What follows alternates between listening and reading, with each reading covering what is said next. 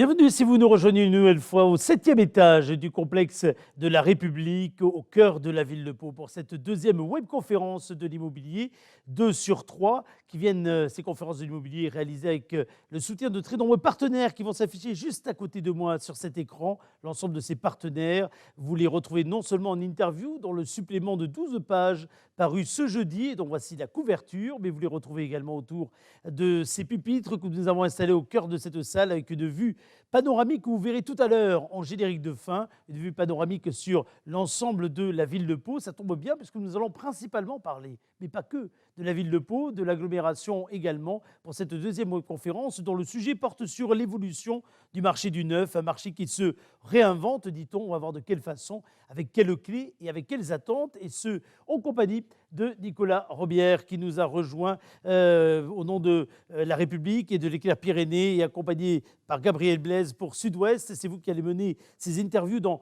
quelques minutes. Nicolas Robière, c'est un sujet, l'habitat, l'immobilier, la transformation qui occupe non seulement évidemment aujourd'hui une large place dans le journal, numérique, papier, mais qui tout le long de l'année d'ailleurs occupe une très large place jusqu'aux annonces d'ailleurs de Sud-Ouest Publicité, votre régie publicitaire.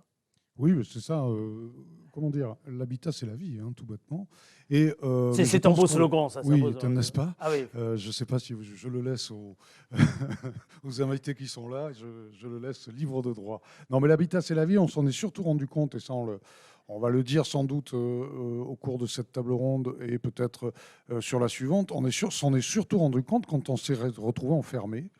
L'année dernière, souvenez-vous, à la même époque, enfermé chez soi. Et c'est là qu'on a commencé à beaucoup réfléchir à chez soi. L'année dernière, on avait réussi à monter une conférence de l'immobilier juste au moment du déconfinement, alors que le marché avait été complètement à l'arrêt.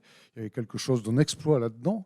Et en même temps, on avait sorti un supplément et on s'était rendu compte qu'il y avait un véritable engouement puisque pendant 3 mois, le marché avait été compressé à l'arrêt et s'était complètement décompressé et on avait senti une euphorie. Ce qui est intéressant cette année, et les professionnels nous le disent tout au long de ces 12 pages, c'est que cette fois-ci, les confinements étaient différents, même si ça a été plus compliqué, notamment pour les achats et les ventes et les transactions.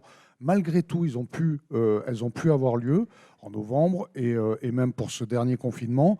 Ce qui montre aussi, c'est ce que nous montre ce supplément, c'est qu'on est véritablement, je ne sais pas si on peut parler d'euphorie, mais en tout cas dans une tendance haussière des transactions, des prix en Béarn, à Pau également. Et même, c'est ce que disent beaucoup de nos témoins, et même qu'on est finalement sorti d'une espèce de 10 ans de difficultés, de crise suite à 2008. La question étant de savoir est-ce que ça va durer. On posera la question, évidemment. On posera la question, et d'ailleurs, cette question a déjà été posée pour partie dans la première webconférence que vous pouvez regarder en complément de celle-ci. Vous pouvez changer l'ordre de vision sans aucun problème. Ça permet d'avoir ainsi réuni autour des journalistes de La République, de l'Éclair, de Sud-Ouest, un très grand panel d'invités. Gabriel, vous habitez dans de l'ancien ou dans du neuf ? J'habite dans de l'ancien et je m'apprête à acheter, je ne sais pas s'il faut le dire ici, dans de l'ancien également. Mais je vais poser des questions sur l'ancien et le neuf, parce que voilà, je ne suis pas, sectaire sur ce point. Et donc, contrairement au titre de la conférence, on va également aborder l'ancien. Alors ça tombe bien, parce que ce sujet de l'ancien, du neuf, il est au cœur finalement également des transactions en général. Julien Pardon ne va pas me dire l'inverse, c'est le gérant d'Axia, c'est une société de promotion immobilière qui a été créée en quelle année, Julien? Qui existe depuis combien de temps? Il faut que vous preniez le micro qui est devant vous, Julien. Au tout début de l'année 2016, en janvier 2016. Votre clientèle, c'est quoi? Ce sont des retraités, des primo-accédants, des familles? Dans quelle proportion? Oui, voilà, touchez pas au bouton, voilà, parfait, voilà, impeccable. Marche, là, donc voilà, donc c'est les 3 typologies de clientèle que vous venez de rappeler. Ça se répartit à peu près de manière égale, c'est-à-dire un tiers de retraités, un tiers de familles, un tiers de primo-accédants, de jeunes accédants à la propriété, qui non pas comme Gabriel Blaise, ont choisi le neuf pour leur premier investissement en ce qui concerne les primo-accédants, et ensuite d'autres achats quand ce sont des familles, souvent un deuxième achat ou parfois un premier également, ou alors des retraités qui vont eux peut-être vendre une maison et venir habiter sur la ville-centre. On y reviendra. Lorsqu'on vous demande ce que vous faites dans la vie, que vous dites je gère une société de promotion immobilière, ça veut dire quoi concrètement? Parce que ça permet de faire la différence, vous allez le voir, avec la complémentarité et les autres invités. Une société de promotion immobilière, c'est quoi concrètement? Construction de logements, C'est la construction, hein, on est d'accord. espace de vie, construction d'espace de vie, construction de logements. Merci pour cette précision. À côté de vous, il y a Nelly Garrigou. Elle est responsable du côté Béarn du COL. Le COL, c'est le Comité ouvrier du logement, une société particulière, puisque c'est une société coopérative d'intérêt collectif qui a été créée en 1951. C'est donc une année anniversaire également pour vous, avec quelques 7000 familles qui sont passées au travers des années dans les dispositifs que vous mettez en place. Cette société, elle a une particularité, je le disais, parce que chaque accédant ou chaque locataire devient coopérateur et participe ainsi à la vie de la société. On peut dire que vous êtes un généraliste de l'habitat du côté du COL? Oui, bonjour. Donc tout à fait. Donc on est généraliste parce qu'on est à la fois aménageur, on est promoteur social, donc l'accession sociale à la propriété, et on est également bailleur social. Avec des métiers qui sont complémentaires, évidemment. Exactement. Avec ça, on peut répondre effectivement pour les mairies, pour les communes qui souhaitent des opérations larges. Est-ce que vous avez l'impression qu'on est à un moment charnière de ce que l'on attend, en tout cas de l'habitat, de ce que l'on met derrière, finalement, sa maison, son chez-soi? Alors, effectivement, nous sommes à un moment charnière où plein de personnes prennent conscience en fait que l'habitat est quelque chose de très important. Ceci dit, pour le COL, ça a toujours été important. On a toujours été à la pointe de l'innovation en mettant des produits innovants, que ce soit au niveau social ou économique. Absolument, avec des dispositifs dont nous allons parler tout à l'heure dans la table ronde. Et puis à vos côtés, Olivier Subras, un habitué de ces conférences de l'immobilier. Je pense, comme votre serviteur, que vous étiez là dès la première, cher Olivier. Sauf qu'à l'époque, vous étiez là avec la casquette, entre guillemets, Béarnais Habitat. Vous voilà maintenant comme directeur général de Pau Béarn Habitat. On commence à bien s'habituer finalement à ce nom, d'autant qu'on le voit sans cesse affiché. Passage Carnot, résidence Cœur Saint-Jacques, sur Valescar, Procyon. On en parle également, et les 2666 logements de Saragosse raccordés dorénavant au réseau de chaleur. Il y a des chiffres, certes, mais pour reprendre ce que disait quelque part Nicolas, c'est surtout une ambition autour de la vie qui prévaut à votre société. Oui, tout à fait. Bonjour. Le vivre ensemble. C'est le vivre ensemble. Il faut savoir qu'on a un parc maintenant de 9000 logements, principalement sur l'agglo de Pau. Ça fait environ 16 000 personnes logées. Donc ça fait une communauté d'habitants, effectivement, pour laquelle on se doit effectivement d'apporter les meilleurs services et une gestion aussi des proximités. Donc on a un bailleur social ou un bailleur tout court, ça fonctionne beaucoup avec le métier de construction, évidemment. C'est le cœur de métier, il faut développer, il faut réhabiliter aussi les immeubles existants, ça c'est important. Mais c'est aussi assurer la gestion sociale de ces habitants qui occupent nos logements. Et vous avez combien de logements là en travaux là? Parce que je parlais tout à l'heure du nombre de fois on voit les panneaux Pau Béarn Habitat partout sur les chantiers. Mais là, vous avez combien de chantiers là en supervision? Là, actuellement, on a 500 logements en cours, 150 dans le neuf, en location-accession, et puis 350 en rénovation, puisqu'on a un parc aussi qu'il faut rénover. Donc, vous l'avez dit, sur le quartier Saragosse, un gros programme de renouvellement urbain. Gabriel, je vous laisse attaquer les premières questions. Oui, donc bonjour à tous. Il y a l'effet crise sanitaire, il y a aussi l'effet fin du dispositif Pinel. Donc, en gros, on s'attendait à vraiment un moment de crise, et puis on s'aperçoit qu'en se baladant à Pau, mais pas qu'à Pau, on voit qu'il y a des chantiers en cours, des chantiers qui démarrent, qui s'annoncent. On a eu quelques indicateurs au niveau des prix. J'ai regardé par la fenêtre, si on voyait des grues là, oui. J'en ai vu quelques-unes. On verra dans la vue panoramique du générique, on verra tout à l'heure. Et donc une question simple, le marché du neuf, il est bien vivant? Julien, pardon? Oui, le marché du neuf, il est bien vivant, il est dynamique. Il a effectivement connu un tournant à la fin de l'année, au début de l'année 2018, fin d'année 2017, où on avait une clientèle qui était constituée notamment d'investisseurs qui faisaient un placement financier, qui achetaient notamment pour défiscaliser, ces fameux dispositifs Pinel que vous évoquiez à l'instant. Et cette clientèle-là, elle a quelque peu disparu, enfin, elle a disparu dans son aspect défiscalisation. Il y a toujours quelques investisseurs qui font un achat pour louer, mais de 50% environ de clientèle que cela a constitué, c'est passé peut-être aujourd'hui à 10-15%. Et cette clientèle, elle a été remplacée. Elle a été remplacée par une clientèle qui nous vient d'ailleurs, du nord de la Loire essentiellement, de Bordeaux, du nord de la Loire. Nous, sur 40 logements qu'on vient de commercialiser, on a la moitié de nos logements qui ont trouvé acquéreur par une clientèle qui vient du nord de la Loire, qui vient de Paris, Grande Couronne, qui vient des Hauts-de-France, qui vient du Grand Reims, etc. Voilà, c'est une clientèle notamment de retraités qui, lorsqu'ils ont accès à lorsqu'ils ont la possibilité de faire valoir leur droit à la retraite, eh bien ils viennent rejoindre le Sud-Ouest, parce que le Sud-Ouest, il y avait encore ce matin sur BFM TV un documentaire là-dessus. Le Sud-Ouest, il attire énormément, et Pau aujourd'hui constitue une ville qui a une attractivité qui est largement supérieure à il y a quelques années, enfin qui est croissante, voilà, qui est une attractivité importante.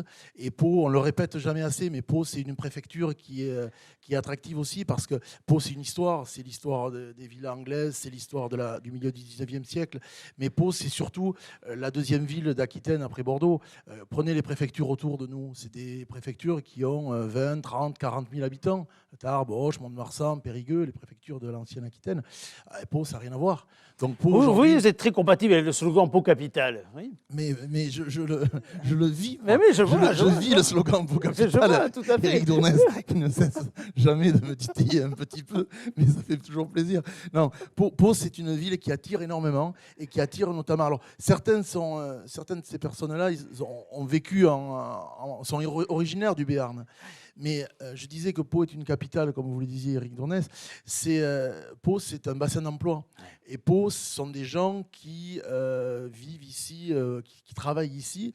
Et je parlais des retraités. Les retraités, ils viennent rejoindre leurs enfants qui travaillent ici, ils viennent rejoindre leurs petits-enfants, et ils viennent habiter Pau. Aujourd'hui, ça constitue une bonne partie de notre clientèle. Dans tous les cas, ça a remplacé les investisseurs que vous évoquiez, M. Blaise. Olivier Subra, alors bon, la question des investisseurs se pose moins pour un bailleur social, mais est-ce que vous voyez aussi, comment vous voyez ce marché de l'immobilier, et vous-même, parce que vous devez répondre quand même à des demandes de logement finalement. Est-ce que, Éric l'a dit en début, il y a beaucoup de livraisons là, qui ont lieu, d'autres projets qui ont lieu. Comment vous voyez ce marché du logement dans le neuf? Est-ce que finalement on arrive à un point d'équilibre qui fait qu'il n'y a plus besoin de construire, ou est-ce qu'il y a toujours besoin de construire finalement? Je crois qu'il y a toujours besoin de construire. Tout à l'heure, M. Blaise parlait des grues qu'il y avait à Pau. Ça témoigne d'une activité, ça témoigne d'un dynamisme et d'une attractivité. Une commune où il n'y a pas de grue, où il n'y a pas de chantier, effectivement, il n'y a pas de développement. Le patron du BTP, Olivier, sera notre prochain invité dans la prochaine table ronde.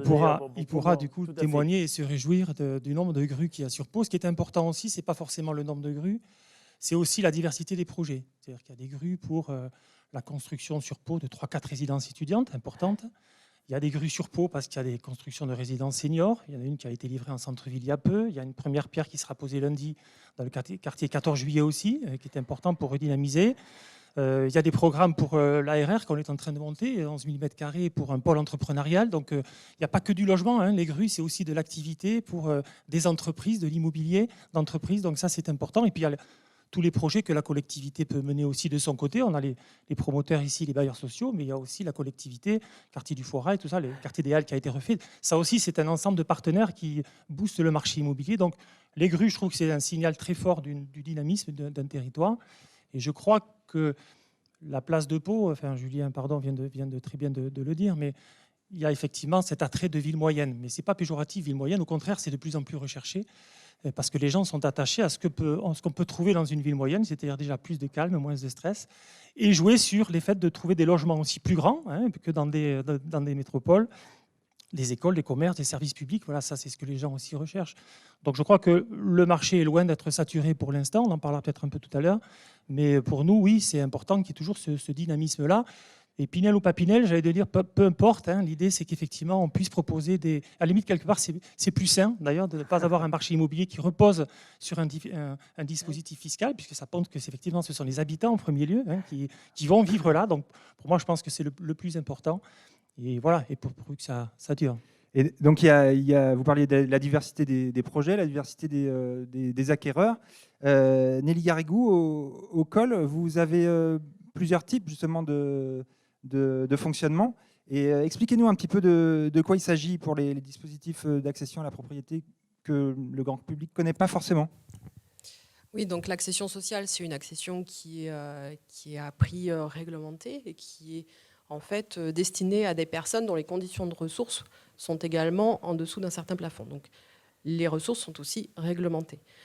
Sous ce thème généraliste de l'accession sociale, effectivement, peuvent se cacher plusieurs dispositifs.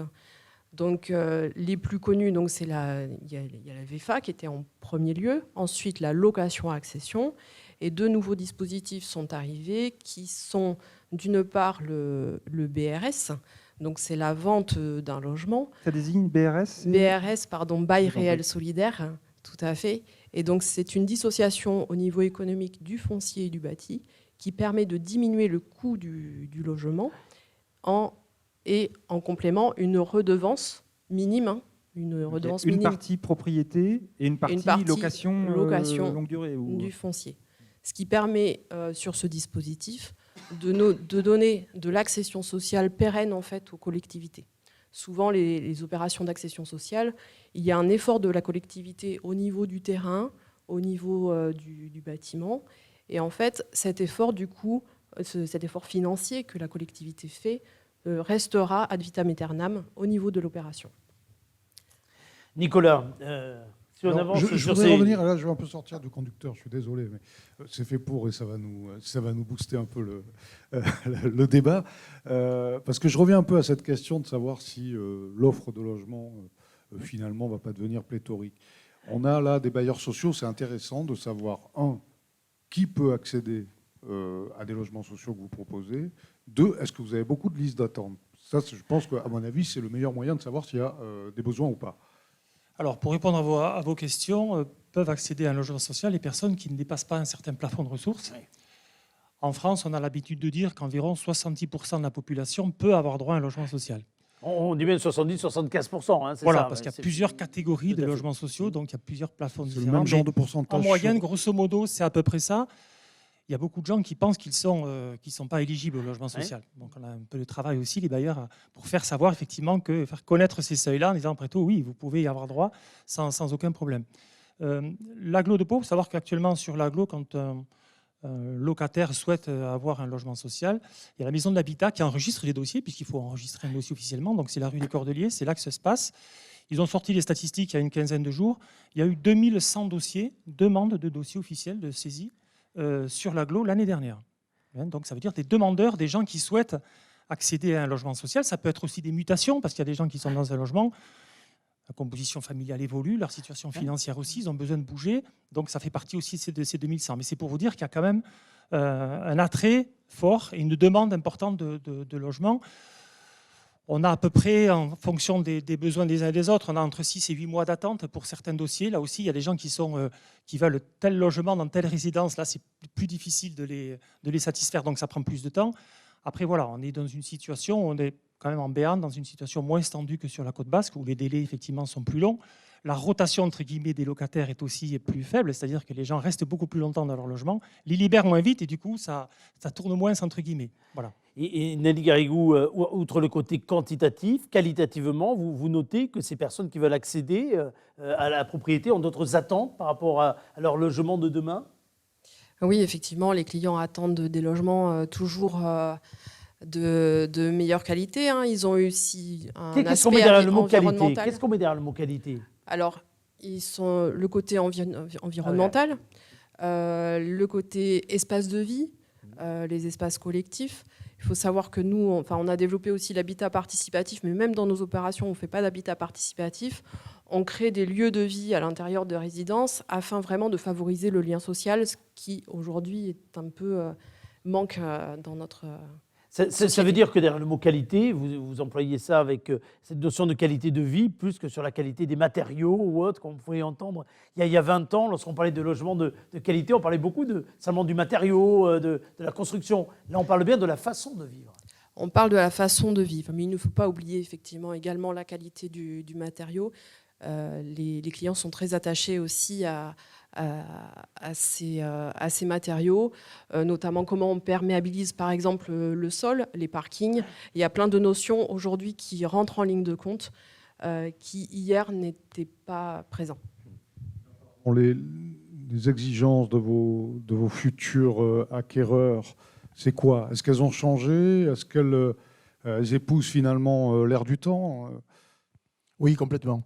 Les exigences des acquéreurs, elles ont évolué, notamment vers des logements plus grands. Quand on évoquait tout à l'heure la fin du dispositif Pinel sur Pau, il faut se rappeler qu'à l'époque, on faisait des petits T2, des petits T3 de 60 mètres carrés. Aujourd'hui, on est sur... Ça, c'est fini. C'est passé. Vraiment, ces portions, c'est très faible quoi, dans nos résidences. Aujourd'hui, les primo-accédants, ils cherchent un T2 de 45 à 50 avec jardin. Le jardin, avant le problème, c'était un problème les jardins dans les résidences, c'est-à-dire qu'on faisait des jardins, on ne savait pas trop à qui on allait vendre ça. Aujourd'hui, il y a une forte demande sur le rez-de-chaussée avec jardin. Donc, pour répondre à votre question, de la même manière, on imagine aujourd'hui de plus en plus de logements.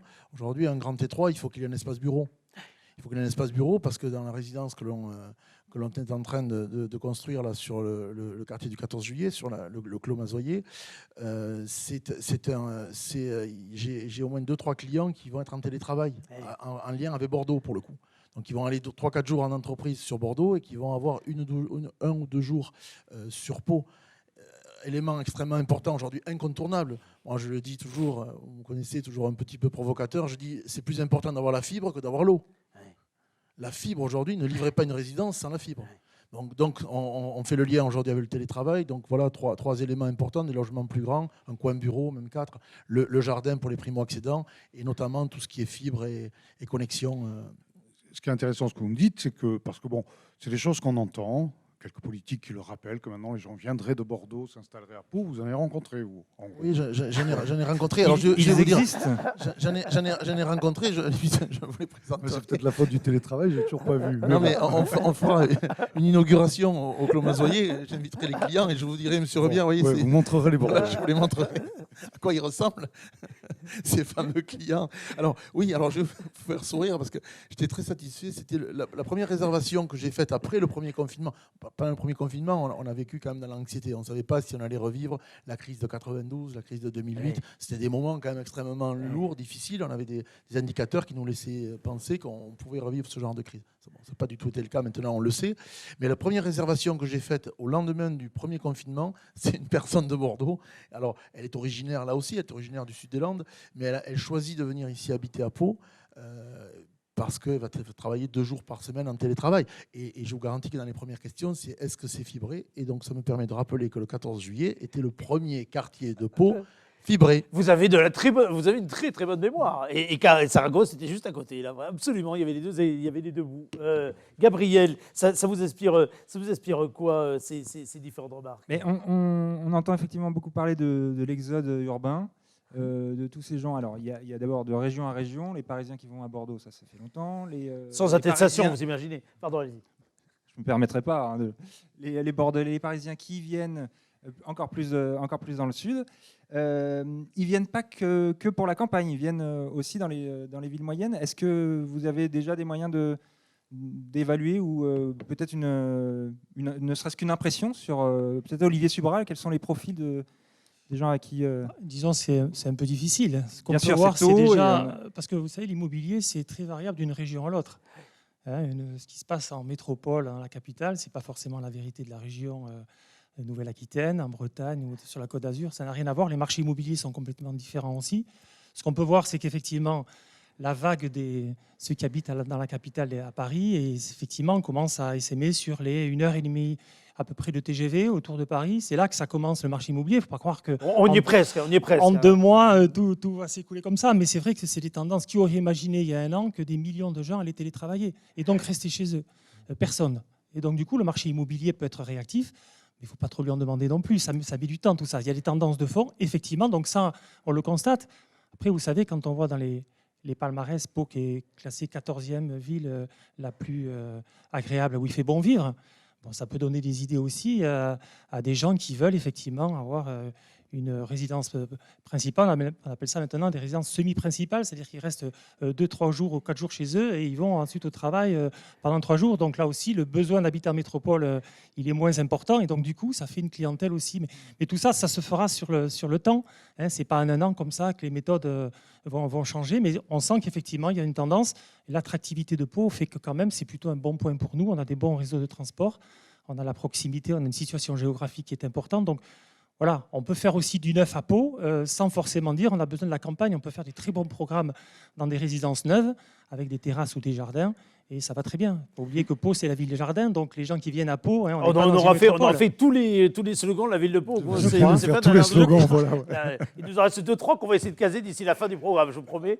Le fait que, derrière la question de Gabriel, il y avait aussi le fait de choisir quelque part un centre-ville. Évidemment, Pau n'est pas une grande ville avec les inconvénients des très grandes métropoles que vous citiez tout à l'heure, mais choix d'une ville versus la campagne, plus d'espace, etc. Parce que Nicolas Gabriel, vous en avez souvent fait, vous en avez fait souvent l'écho. On veut de l'espace, on veut du grand air, etc. Et on se dit que c'est peut-être hors de Pau, en Béarn, qu'on peut trouver ça.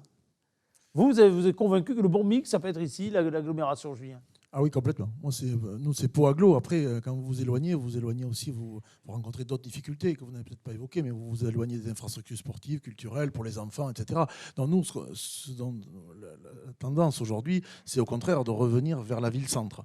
On a 3 opérations. C'est ça que je voulais faire dire. Ça, vous sentez que c'est une vraie tendance vers la ville-centre. Oui, vers la ville-centre. Nous, on a un produit, pour répondre un petit peu à votre question un peu plus précisément, on a développé là sur le quartier Hippodrome une 10 maisons en T4, T5. Et là, clairement, on a une clientèle de familles qui viennent habiter ces quartiers résidentiels sur de la maison avec un tout petit terrain, vraiment un petit terrain, mais un espace avec une belle terrasse, un petit terrain. Et là, vous répondez à la tendance actuelle, c'est-à-dire d'avoir un petit peu ce qui était évoqué auparavant, avoir un peu d'espace vert pour s'aérer quand on est confiné. C'est important. Allez-y. Oui, pardon, excusez-moi. Nelly Garrigou, je ne sais pas si vous pouvez nous sortir un slogan d'un ancien maire de Pau. En revanche, ce qui est intéressant, c'est vous inventez finalement avec le COL une autre manière d'habiter. Ouais. Ça s'appelle l'habitat participatif. Alors on a découvert à Pau aussi des promoteurs, plutôt d'ailleurs privés, qui vendent le co-living. Alors, est-ce qu'on va tous vivre en communauté bientôt? Est-ce qu'on peut parler français? Pardon? Oui. Est-ce qu'on va... Ouais, mais c'est pas tout à fait la même chose. Vous m'aviez expliqué d'ailleurs quand on a préparé l'émission. Alors, allons-y. Explication de texte. Voilà. C'est quoi la différence? C'est quoi l'habitat participatif? C'est quoi le co-living? Je ne crois pas que ça a été évident quand le COL est arrivé de vendre cette idée, mais maintenant, visiblement, elle prend et vous avez d'autres projets. Expliquez-nous l'habitat participatif, peut-être. Alors, l'habitat participatif, c'est une notion dont chacun pourrait avoir la définition. Donc, je vais vous donner la définition du COL. Donc, pour nous, l'habitat participatif, c'est vraiment remettre l'habitant au cœur d'un projet. Et c'est-à-dire qu'on va réaliser une réunion publique, on va faire un appel à candidature, et on va chercher les futurs habitants de la résidence, alors même que nous n'avons que le terrain, c'est-à-dire avant même toutes les études de conception. Et l'idée, c'est ensuite de les rencontrer assez régulièrement. En général, c'est le soir après le travail, tous les 15 jours, pour définir un programme. Qu'est-ce qu'ils souhaitent ensemble mutualiser? Qu'est-ce que chacun d'entre eux peut apporter à la résidence? Donc, au-delà du fait qu'ils vont pouvoir avoir des décisions par rapport à la résidence, par rapport à leur logement aussi, ils vont décider les mètres carrés d'appartements dont ils ont besoin par rapport à leur financement. Mais au-delà de ça, ce qu'on cherche à créer, c'est vraiment le lien social et de créer un groupe et une résidence qui aime vivre dans sa résidence et qui aime vivre dans son quartier, parce que ce qui est important, c'est de ne pas rester au sein de la résidence, mais aussi au niveau du quartier, au niveau de la ville. Et donc, très différent du co-living. Alors, le co-living, tel que je l'imagine, c'est vraiment... Allez-y, on fait les 20 ans de Love Story, donc tout est permis. Allez-y. Le maître d'ouvrage définit par lui-même quels sont les espaces que les futurs résidents vont partager. Et ensuite, il faut trouver un animateur ou quelqu'un qui vient animer pour que ces gens vivent ensemble. Nous, l'idée, c'est vraiment, ce sont les gens finaux, les destinataires finaux de la résidence qui décident ensemble quels sont les usages et quels sont les espaces qu'ils veulent partager et comment ils veulent les partager. Et vous arrivez à mettre tout le monde d'accord? Quels sont les outils pour y arriver, pour faire en sorte que les gens se parlent déjà Vous sentez les voisins, les gens dubitatifs avec leurs voisins peut-être, etc.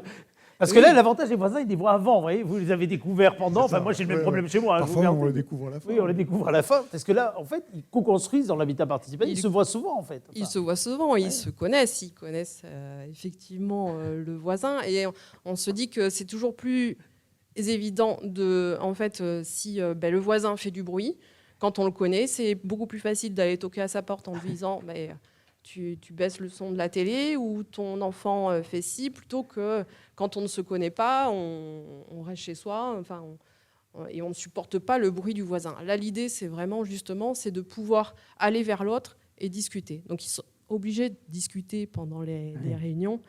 Bien sûr, il y a une méthodologie qui est mise en place. Il y a un système de vote. Et petit à petit, même la personne qui est la plus timide, il y a des personnes qui prennent la parole beaucoup plus facilement que d'autres. Et même la personne la plus timide, du coup, a son mot à dire, a son vote comme les autres. Et ça, c'est important. Ça veut dire, Olivier, pour continuer, Olivier Subra, ça veut dire que quand on dit, et c'est le thème du jour, le marché du neuf se réinvente sur le territoire, il se réinvente aussi dans la façon, quelque part, dont on va organiser le vivre ensemble et le vivre en commun. Vous qui avez un effet X type de logement dans votre parc, et certains datent donc de la création, encore une fois, de Paupérin d'Habitat, vous avez le témoin de ces bouleversements dans ce que vous livrez là maintenant?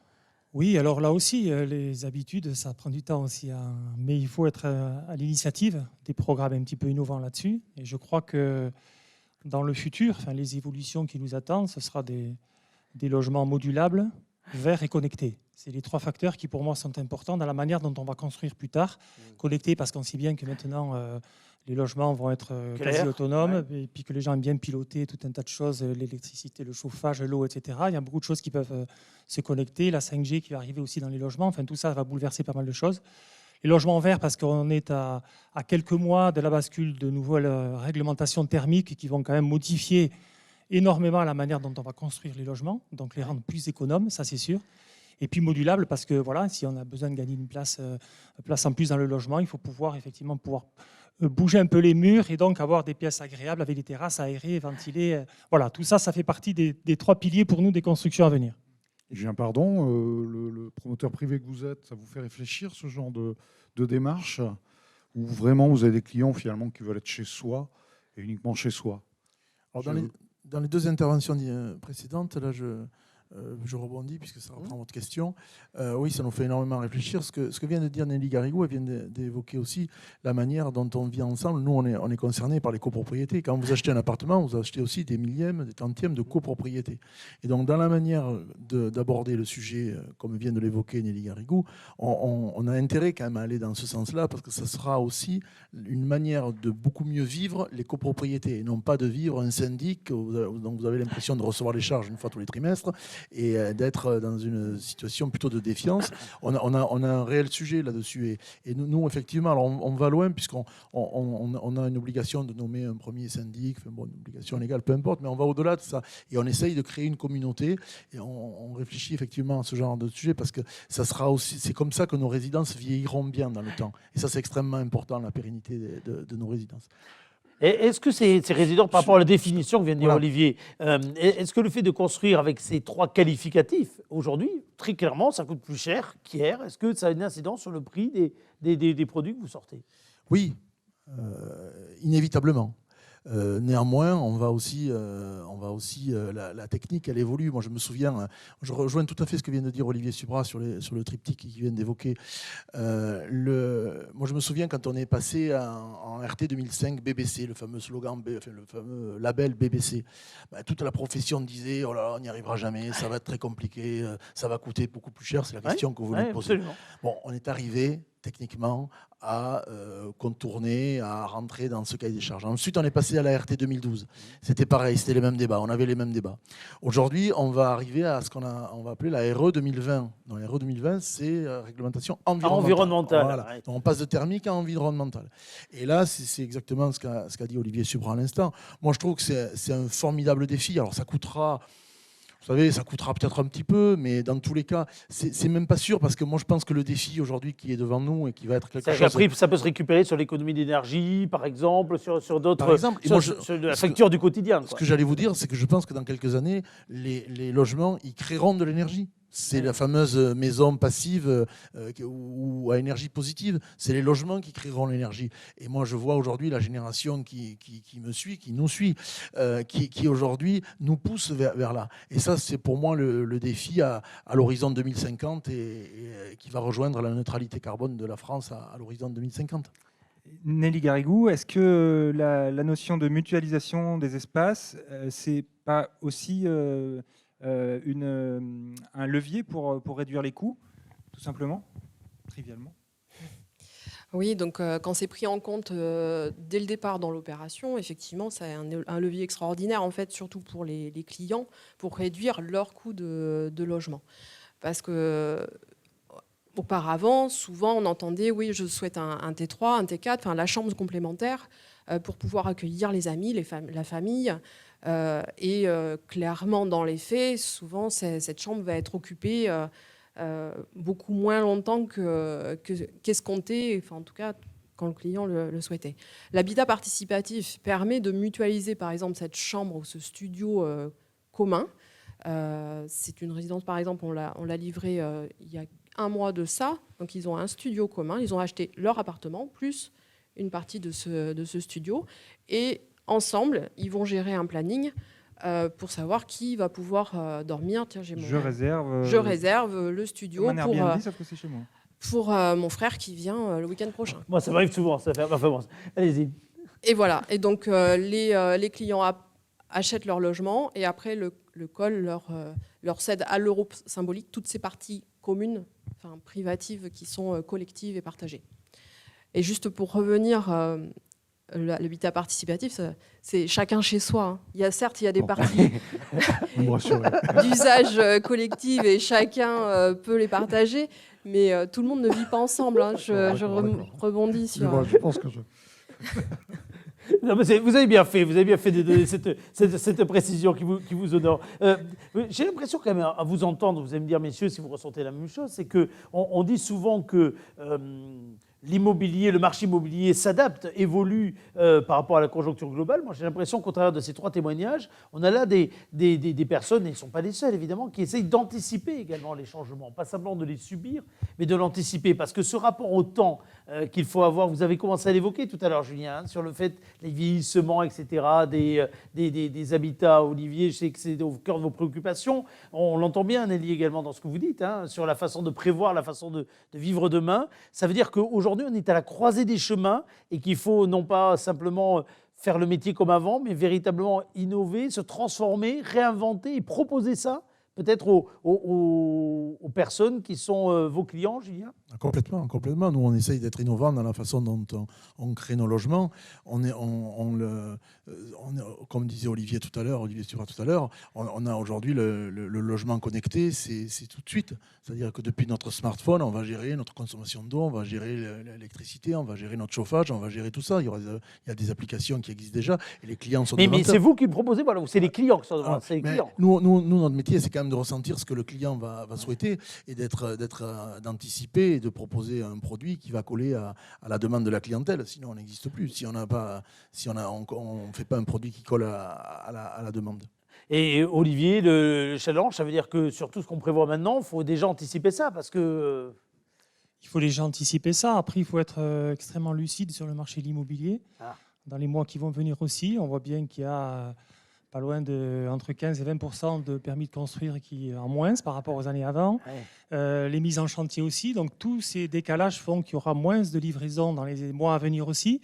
Donc actuellement, il y a des grues parce qu'il y a ce qu'on appelle des coûts-parties, des opérations qui sont déjà en cours de construction. Par contre, il faut voir aussi l'avenir. Et les permis de construire qui ne sortent pas maintenant, ça fera effectivement moins de grues dans les années à venir ou dans les mois à venir. Donc ça, c'est important aussi, parce qu'il faut rester lucide. Donc, on parlait du marché du neuf. Je crois que pour nous aussi, l'important, c'est de ne pas oublier l'ancien. Parce que le neuf, c'est une chose, mais il y a un vivier important et il y a beaucoup de gens qui se tournent aussi sur l'ancien, hein, pas que le neuf. On peut faire des belles opérations aussi en centre-ville, bien placées, dans des immeubles de caractère, pas forcément neufs, mais il y a une clientèle aussi qui recherche ça. Et je pense que si effectivement le juge de paix, ça va être les prix. Hein. Si on voit qu'il y a moins de permis de construire, ça veut dire qu'il y aura moins d'opérations neuves, ça veut dire que les prix vont monter. Et l'investissement est bien plus important pour un promoteur s'il s'agit de réhabiliter que de construire, de partir de zéro. L'augmentation des prix, qui va mettre cet argent? L'augmentation des prix de l'immobilier en soi-même, c'est pas tabou. Ça peut être vertueux si le pouvoir d'achat des gens évolue de la même manière. Or là, on s'aperçoit que les prix de l'immobilier augmentent beaucoup plus vite que les ressources des ménages. Donc pour nous, l'idée, c'est de faire attention aussi, d'être attentif à ce marché-là et de se dire, dans les mois qui viennent, on sait qu'il y aura une baisse de l'offre de logements neufs. Et donc les prix vont monter, il y aura de belles opérations aussi à faire, je pense, dans l'ancien. Donc il faut qu'on soit vigilant sur la qualité des produits, mais aussi sur les tendances du marché. Neuf-ancien, c'est important. Nelly Garrigou, sur ce point, comment le col se positionne lorsqu'il s'agit en effet d'aller mettre de l'énergie, des moyens bien sûr, mais aussi de l'énergie sur des futurs projets? Parce qu'on vous voit le col dans des projets très différents hein, aujourd'hui. Tout à fait. Et pour rebondir effectivement par rapport aux revenus de nos clients, on a un autre dispositif dont je n'avais pas parlé tout à l'heure, qui est la location-vente, la location à longue durée, qui est un dispositif sur 40 ans, qui permet là à des personnes qui n'ont pas accès au crédit bancaire de pouvoir acheter leur logement. Et c'est ce dispositif, au-delà du fait qu'ils n'ont pas accès au crédit bancaire, crée aussi des copropriétés qui ne seront jamais dégradées. Parce que c'est une société civile immobilière dont on a la gestion après, dont le col reste gérant. D'accord. Et du coup, on met en fait dans cette redevance toutes les grosses réparations, la taxe foncière, enfin on met toutes les charges. C'est-à-dire que les travaux ne seront pas bloqués, comme ça peut être le cas dans des copropriétés, Exactement. parce qu'il n'y a pas des décisions de refaire la façade, de refaire les liens. Enfin, exactement. Et d'ores et déjà, les clients qui rentrent dans ce dispositif créent un fonds qui permettra de venir entretenir le bâtiment ultérieurement. Donc là, ça répond à deux enjeux qui sont importants, effectivement, qui sont la gestion d'un immeuble. On est sûr que l'immeuble sera bien géré et ne sera jamais dégradé. Et le revenu des clients qui, pour certains, malheureusement, n'ont pas accès au crédit bancaire. On sent bien que l'invention, la réinvention, hein, que ce soit des acteurs privés, des acteurs semi-publics, des acteurs comme le col, hein, avec ce côté coopératif, hein, est au cœur de beaucoup de préoccupations. Messieurs, est-ce que ce qu'on a dit là vous a convaincu qu'un jour de vous intéresser à du neuf, ou vous êtes bien dans l'ancien tous les deux? C'est la conclusion que je voulais dire. Moi aussi, j'habite dans l'ancien, mais là, ça fait réfléchir entre les diverses manières d'habiter, de partager et surtout la connectivité. Ça, c'est vrai que c'est quelque chose qui est vraiment intéressant. Je crois qu'on est et là, Julien, pardon, vous le disiez, je ne sais pas si les bailleurs vous réfléchissez à ça aussi, mais on est à la veille quand même. La maison connectée, on n'en a pas parlé, mais on est à la veille aussi de cette révolution-là. Je ne sais pas ce qu'elle vaut d'ailleurs, hein, si elle vaut le coup ou pas. En tout cas, ça permet d'ouvrir des horizons. Absolument, mais vous verrez quand vos lecteurs entreront chez eux et puis qu'ils diront simplement la République des Pyrénées, hop, voilà. Ou Sud-Ouest. Ils m'entendront lire les Exactement, nouvelles. Vous entendront lire les nouvelles, ben, tout à fait. Gabriel, convaincu ou pas par le neuf? Oui, je vais continuer à guetter les grues, hein, même si j'ai bien compris qu'il y en aurait sans doute. Je ne pensais pas qu'au mois de mars, on aurait fait autant de temps sur le passage des grues. Mais enfin bon, allez-y. Voilà, non, on est convaincu, et puis par cette idée peut-être un peu utopique hein, de la cohabitation, co-living, je sais pas. Le co-animating, ça fonctionne très bien. Et ils s'en remettent pas parce que depuis un an maintenant, ils sont dans le même immeuble. La République voilà, des Sud-Ouest, en fait, ils sont tout à fait dans le co-living. C'est ça, c'est pour ça. Assez passionnant. Qui se passe très bien. Hein, je vous rassure. Non, mais j'étais pas inquiet. En tout cas, merci d'avoir répondu à ces questions-là qui sont finalement la suite, chers amis, vous l'avez bien compris, de ces premières questions qu'on a évoquées dans la première conférence. Je vous invite à regarder, à écouter, que nous allons continuer à évoquer maintenant dans une troisième et dernière webconférence. Encore une fois, vous avez jusqu'au 16 mai pour les déguster en solo ou bien pour les accompagner du supplément 12 pages paru ce jeudi dans La République des Pyrénées, dans l'Éclair Pyrénées et dans le journal Sud-Ouest. Merci en tout cas à nos 3 témoins, 3 acteurs clés du devenir de l'immobilier sur ce territoire et auquel vous pouvez évidemment accorder toute votre confiance dans les semaines, dans les mois, dans les années, que sais-je, à venir. À tout à l'heure pour la 3e Webconf.